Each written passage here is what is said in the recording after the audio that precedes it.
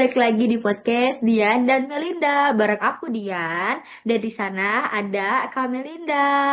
Oke Kak Mei, aku langsung mau to the point aja deh. Ya, Kita sering banget kan denger jargon Pancasila harga mati. Tapi jujur, di tahun 2026 yang serba digital dan global begini, kamu beneran masih yakin kalau Pancasila itu ideologi yang paling pas buat kita? pertanyaan pembuka yang berat ya. Eh, Hmm. Gini Didi, tapi jujur ya dia, aku makin yakin justru karena dunia itu makin kacau ya sekarang ini dan terpolarisasi. Aku ngerasa kita butuh jangkar dan buat aku jangkar itu ya Pancasila.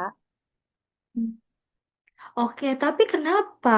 Kadang aku ngerasa itu cuma teks di buku pelajaran yang kita hafal pas SD doang. Di dunia nyata, kita lihat banyak konflik, perbedaan kelas ekonomi yang jauh. Apa itu bukan kalau ideologi cuma teori, Kak? Gini deh Din, Mhm. bayangin aja Indonesia itu rumah yang besar dengan Mhm. ratusan kamar yang isinya tuh beda-beda orang. Ada yang religius banget, ada yang sekuler, ada yang adatnya kental. Kalau kita pakai ideologi yang ekstrim kiri atau ekstrim, ekstrim kanan, salah satu dari kita pasti akan ngerasa dibuang nggak sih?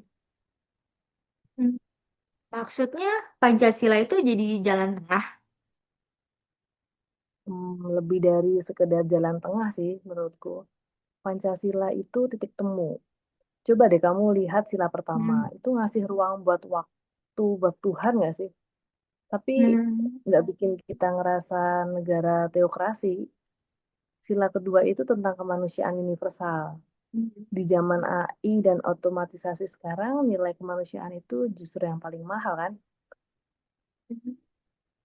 Masuk akal sih, Kak, kalau soal kemanusiaan. Tapi gimana kalau soal sila kelima, keadilan sosial? Rasanya itu yang paling jauh dari kenyataan sekarang.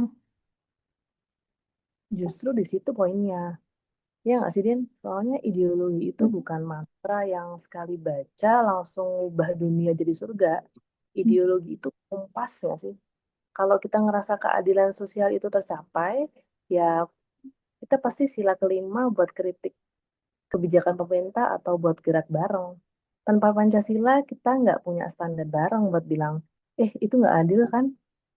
Iya nggak sih? Jadi maksud kamu kita yakin sama Pancasila bukan karena dia udah selesai atau sempurna, tapi karena dia satu-satunya platform yang bisa nampung semua perbedaan kita tanpa harus saling bunuh?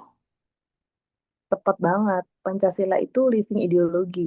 Dia fleksibel.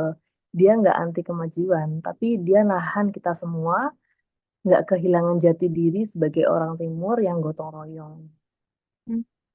Aku suka sih poin titik temu itu. Emang susah bayangin Indonesia tanpa dasar itu. Mungkin kita udah pecah dari dulu ya. Nah, itu dia. Yakin sama Pancasila itu bukan berarti menutup mata sampai kekurangan bangsa ini. Justru karena kita yakin, kita mau terus berjuang buat wujudin nilai-nilainya. Gimana? Masih skeptis? Dikit, tapi makin paham. Kayaknya emang bener deh, Pancasila itu bukan cuma buat dihafal, tapi buat dirasain. Fungsinya sebagai perekat. Oke, Kameng, nuhun banget insight-nya.